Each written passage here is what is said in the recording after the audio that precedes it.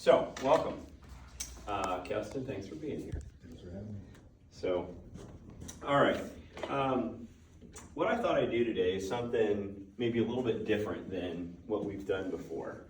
And this is a presentation that I did about, it was back in November.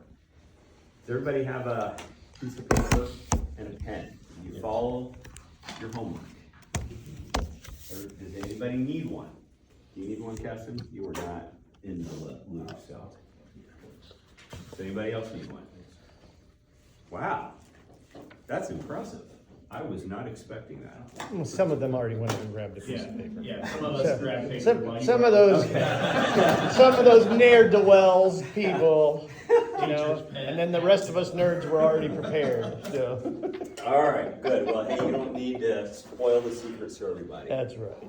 Okay, well, cool. So today, what I want to talk about is a lot of times when someone from the group gets in front of the group, you talk about yourselves, and which is great. And I think it's all important that we understand who's in the group. I also think it's equally important to understand who you are. So I'm going to be talking less today about who I am. I'm going to be talking more about how you can find yourself and get in touch with yourself. Now, for you, those of you who know me, you know that this is a very different presentation than I usually give. I am known for being extremely tactical. My whole business is based on systems and models that are predictable, and that's how I generate growth and results for my coaching clients. And without sounding too arrogant, I'm pretty good at it. I've been doing it for about 26 years, and I teach agents systems and models that work for me and my team. And I ran an extremely highly producing team for real estate. We were one of the top 0.5% in the city. And I simply got burned out. And have all of you bought or sold a house before? Is there anybody who hasn't? It's an emotional process, isn't it?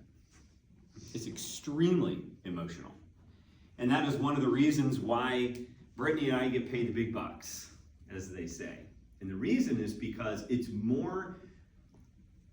less about the actual transactional details. It's more about guiding the emotional challenges and roller coaster that our clients go through. Would you agree, Brittany? We take all that on our shoulders ourselves, and it takes a toll on us, but that's what you pay us for.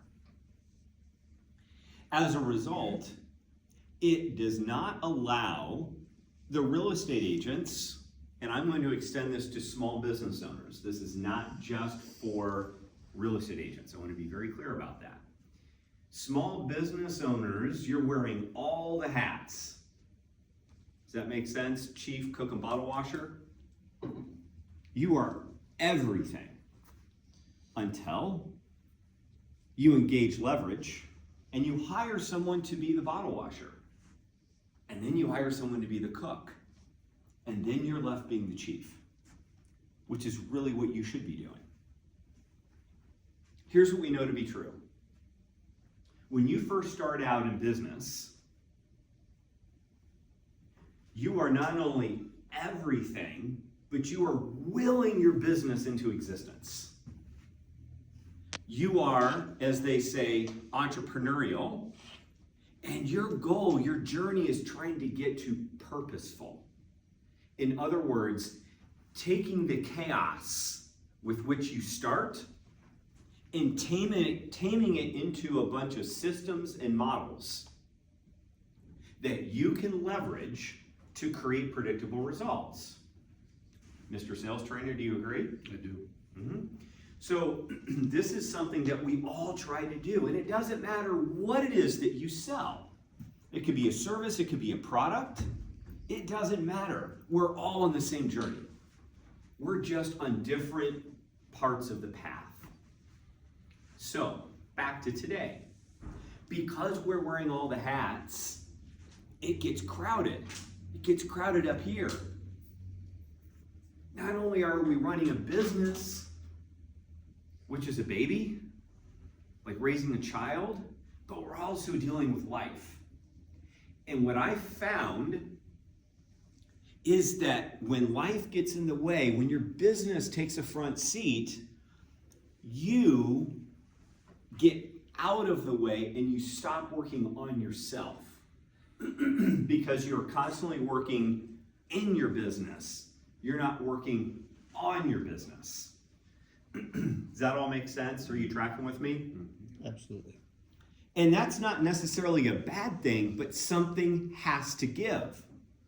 And so what I'm going to ask you to do for the next 15 or so minutes is calm the chaos. I'm giving you permission to stop thinking about all the stuff you have to do after this. Don't worry about the kid you got to take care of and pick up at school and take to an overnight. Don't worry about the next house that you have to get ready for listing. Don't worry about the insurance policy you need to write. Don't worry about the next issue you have to take care of because we've had unbelievably high amount of rain and you've got all these calls coming in. Don't worry about the sales team that you have to lead next. Don't worry about that stuff. I am giving you permission right now to put all that stuff on the back burner so that you can work on yourself. Because if you can't work on yourself and get better, you're not going to be any good for all those other people. Can we agree on that? Absolutely. Okay. And that's why I really wanted everyone to be here and to do this. Do you have a piece of paper? No. Keston, would you mind? Do you have a pen? No. Here, I got one for you. Pass it over. Oh, you got pens over there too? All right. Steve's prepared. All right. Okay. So, we're going to go on a little exercise here. And I'm going to set this up a little bit, and then we're going to do a little bit of self-work, and I'm going to stop talking. So this is more about you than it is about me. Because today, each one of you are the hero in today's experiment, presentation, exercise, whatever you want to call it. I'm your guide. So I'm going to guide you through this. I am going to challenge you to take this seriously. I'm also going to challenge you to finish this up afterwards. And specifically what I want you to do is something that I coach my agents to do, and that is create a time block for yourself to work on yourself, on your business, because this exercise can be incredibly powerful if you lean into it and you actually give into it. When I did this back in November, we had people literally sobbing as they were going through this exercise. It changed at least one person's life in the way that she approaches things now. She completely changed some decisions that she was making. And I don't say that lightly. So this has the capability of being life-changing if you let it. All I'm asking you to do is take some time for yourself, calm the chaos, and let yourself talk to you as to where you're going. Because if you don't have a roadmap for where you're going, guess what? You're going to go where everyone else wants you to go. And that might not be the destination that you have for yourself. But if you don't know where that is, if you don't have a clear vision of what that looks like, if you don't have a path to know where you're going down, it doesn't matter. You're going to go where everyone else wants you to go and guides you. And that's not fair to you. And it's not fair to those that you care about. 5 years can change everything. You're going to see a quote here in a little bit that we're talking a little bit more about that. But this is why you want to decide who you want to become, not everybody else. Everybody wants something from you. And here is a soundbite for you. Nobody cares about what you want. Nobody is thinking about you as much as you think they are. They're thinking about themselves. Because everybody has a cross that they're bearing right now. Every single person in this room. I will bet you $1 million that there's stuff going on with every single one of us that we don't know about. And if you knew the crosses that we're all carrying, you'd be a whole lot more empathetic. The thing is, every single person that you meet is carrying a cross. Some are bigger and heavier than others. And that's why it's so important that you go through life with empathy. Because everybody has struggles they're going with, including you, and it's okay to do that. So, as we go through this, I teach goals for clients, but in order to have goals, you have to start with a vision. What's your why? What gets you out of bed in the morning? What's driving you?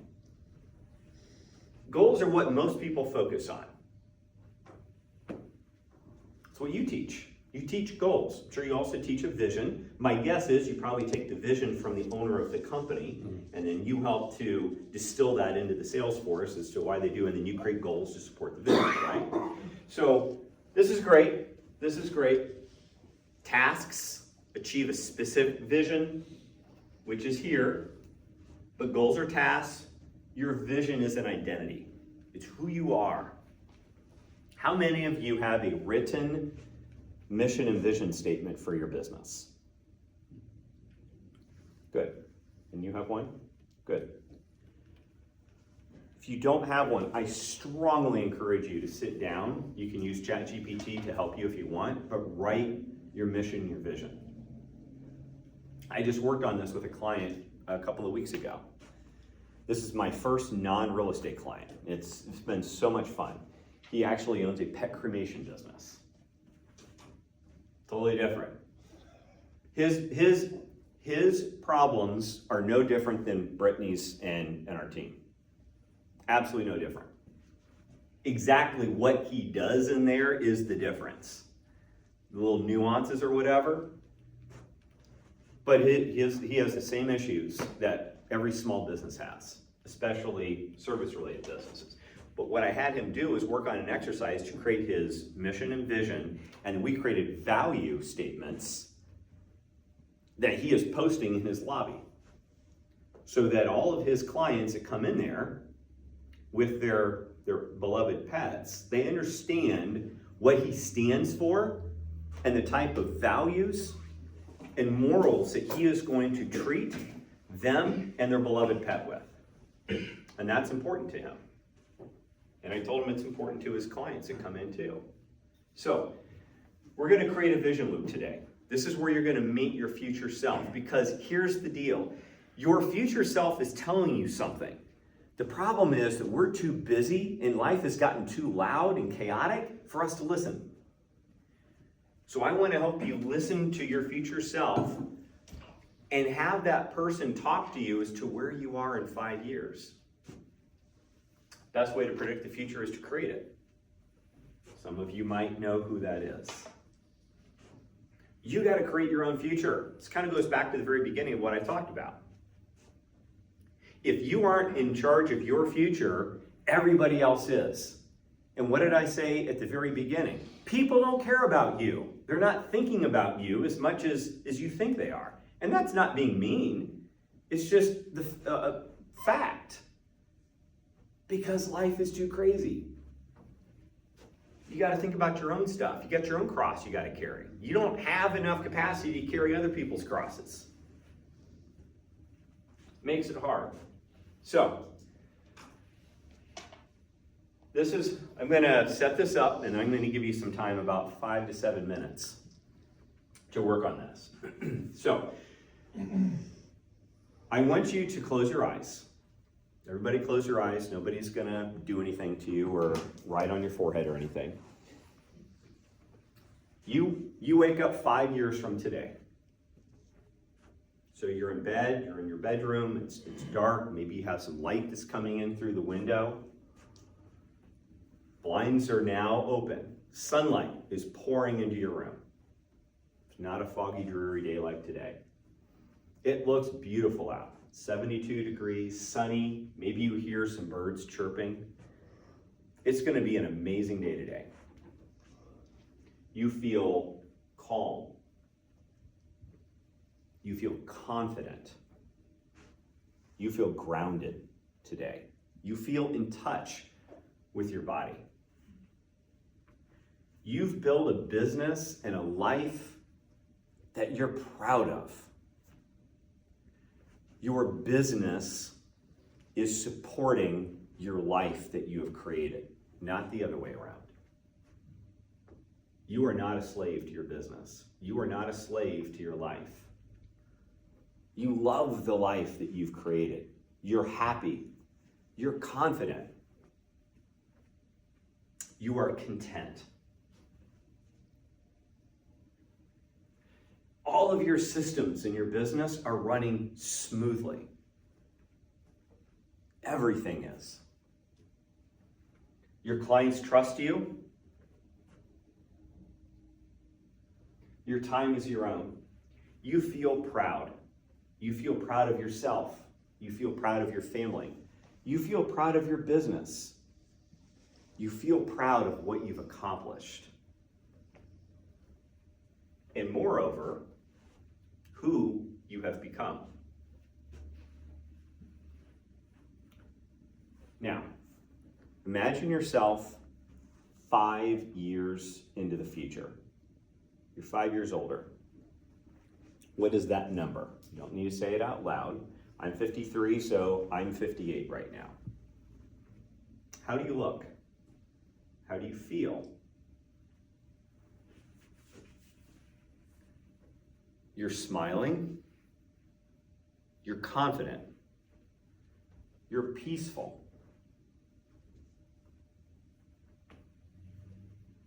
Your future self is reaching out to you right now. Just visualize that. Visualize a hand reaching out to you. And it has a letter in its hand.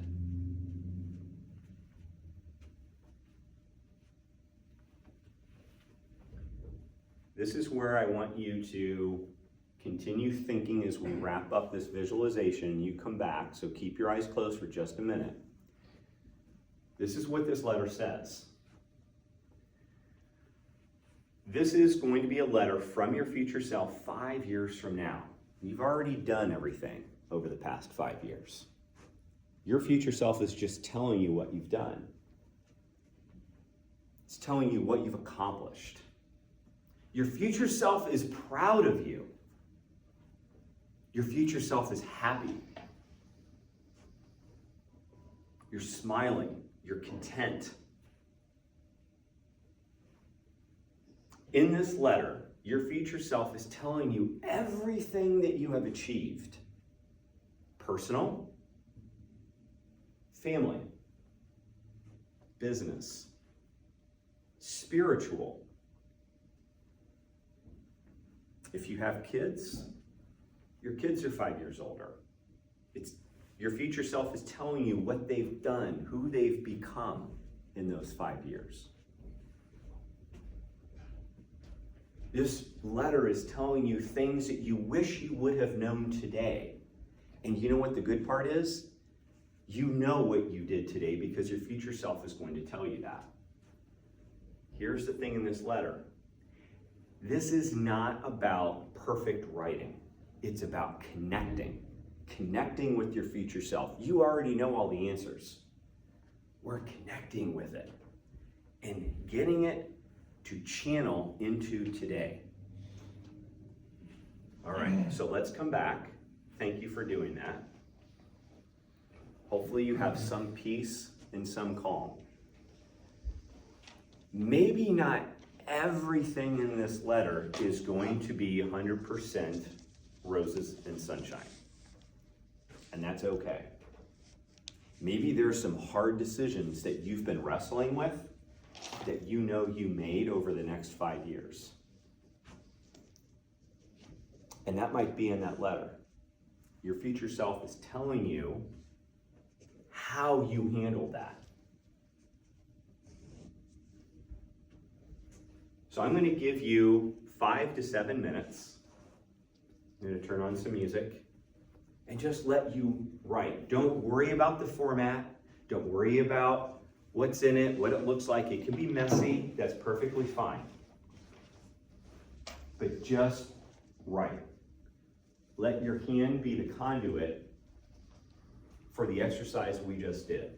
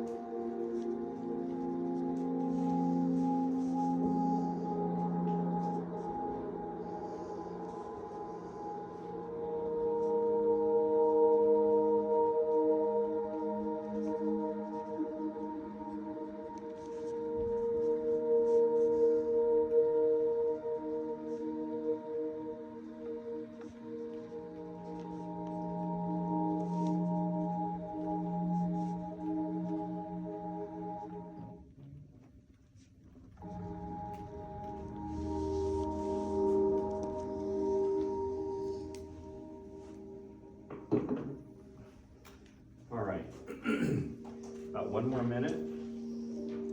You want to wrap up? And for some of you, you might not get everything down, and that's okay.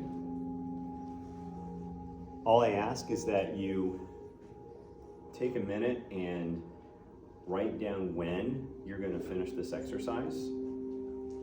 Maybe you've got some things that you want to work through as a result of what you wrote down. And I would challenge you to pick a time and put it on your calendar right now that you are going to commit to yourself to finish this exercise. Because clarity is kind.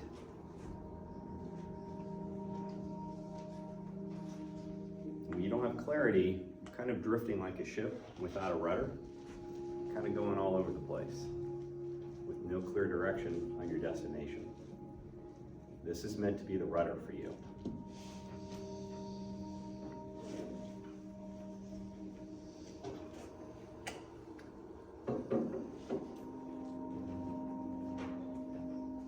Steve, good question.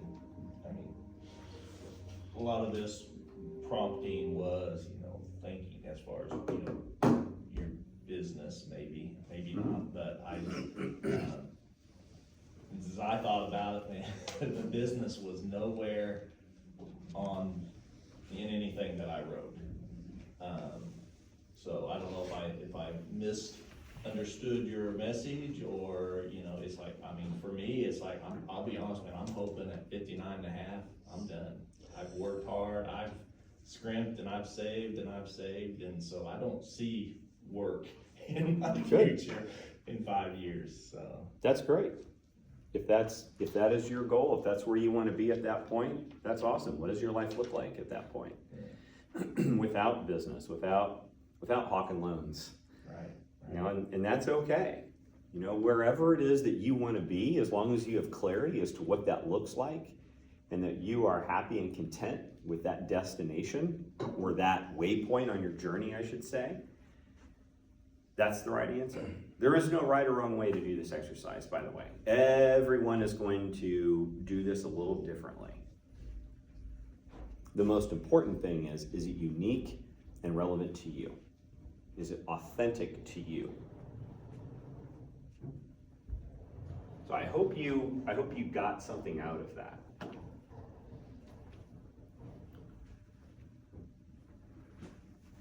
Was this, we got a few more things and we'll wrap up here, but was this helpful? Did this provide some clarity for where you're going in life? Have you taken time in the past few years to do something like this before? For most people, the answer is no, because they just don't give themselves the grace to sit and do something like this, and it's sad. And that's part of why we have so much anxiety today, because we don't have that time that we commit to ourselves to center ourselves. Every time we sit, it used to be that you would sit and you could just be with yourself. Now you just immediately pick up your phone and you start scrolling and looking at what everyone else is doing and saying, and then judging yourself against them. And that's not healthy. And you know what all that stuff doesn't have? It doesn't have anything about you. It's all about everyone else. And so now you just compound the issue. So these are deeply personal, and so I never ask anybody to share anything about this.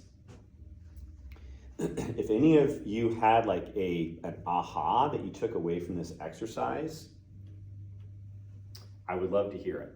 And if everybody is fine with where they are, that's great. Don't need to share anything personal that you wrote. But generally speaking, was there an aha that you took away? Garrett? Yeah, I can share mine. This might be unique to me, but so much of what I do for a career and professionally is about financial goals. And so I think about my own financial goals a lot. And I can tell you mine are down to a T, bullet them all the way through. But I don't really take time, to your point, to think about other goals. And so to Gary's point, a lot of my goals were about family, not even just like my own extended family. And just, goals around the holidays and just stuff that I should be thinking about, but don't spend enough time on because my world is this and I only think of myself in my own world, I don't take a step back and reflect on my life holistically enough. So it's pretty powerful that way. Good. I'm glad that was. Anybody else want to share anything? Gary? I'm kind of similar to Garrett. I mean, as especially those of us that are in sales, we spend so much of our time running to other people, serving them, helping their needs and so forth. And kind of as I was writing it, and for me, 5 years, will be 59 and hoping to retire, but I was like, man, I am, just the joy and excitement of those last few years where it's just, me and Kathy and, no more, having those phone calls interrupt our conversations that, I probably should set boundaries and not take the calls, but, that's another whole conversation. But just being able to, realize that, I'm gonna be with her and just walk those last few miles together and a lot better, a lot more intimate than the first, 2/3 of the journey. Mm-hmm. Yeah, that's right. And for a lot of you, it will be just personal at that point. And that's fine. Some of you, there will be a heavy business component to it, and that's okay too. Whatever your future self is telling you where you are is the most important, just providing clarity. Anybody else want to share anything for any takeaways that you learned? Loved your best way to predict the future is create a quote. That was really good. And then for me, I've had, and this has happened in a couple different meetings, and then you kind of touched on it, that I've been doing, had a couple things where I've been analyzing my life, like drifting or driving, right? And then you touched on it again today, which is hilarious. But just spread myself too thin, and when you said, stop letting everybody else drive your life, right? I everything to everyone, right? And so it's good refocus to, be playing for what you want 5 years and be focused on that versus just reacting to 800 things. So I really need to work on that. So Absolutely. That was a great takeaway. Thank you, Brody. Yeah, it's amazing what your mind is telling you, what your heart is telling you when you take time to listen to it, because it is speaking to you. The sad part is our lives have gotten so loud and chaotic and busy and reactionary that we just don't take the time to do it. And that's why I wanted to force you to take time to listen so that you can get more in touch with who you are and where you're going and be more in charge, be the captain of your ship and not let everyone else take on that role. So, okay. So for some of you, we've talked about life, taking ownership of your life, confidence in your decisions that you're making. That's what this exercise helps to do. Be grateful for who you are and who you're going to become in 5 years, because that's huge. And life is a journey, and it's not about a destination. The destination is when you die, right? That's our true destination. But getting some alignment between who you are and the goals you have for getting there. And that's huge. And if you don't know who you are, you can't create those goals. And if you don't have goals, you're not going to be able to get to who you're destined to become, because you're not going to know how you're going to get there. So, I want you to remember this. Your future self knows who you are and what you're capable of becoming. 5 years can change everything. And there's a quote, I think it's the next one if I remember correctly. Yeah. We overestimate what we can do in 1 year and underestimate what we can do in 5 years. Someone Brittany and I know very well. This is key. Give yourself some grace for some things that might not have happened as fast as you want. But I guarantee you, if you have a clear vision and clear goals and how you're going to get there, you can accomplish just about anything that you want to in 5 years. And that has been proven. So, your future self is waiting for you. You just were in touch with your future self. This is the opportunity for you to take that next step. Don't let this exercise just die right here and you flip the page in your notebook and go on to the next one and just forget about it. This is a powerful exercise. Let it speak to you. Let it guide you. Let this be the first step in you becoming more authentically you and in touch with who you are, and more importantly, who you are destined to become. Because I believe every single one of you has a superpower. The unfortunate part is a lot of you aren't in touch with it yet. And that means that you're not doing the world any good, because the world needs your superpower. Every single one of us has it. The most important thing is figuring out what that is and then going out and sharing with the world who you are and how you can help them and how you can have an impact with the world. But you gotta know who you are first. Thank you so much for listening and for participating today. I hope this has been helpful.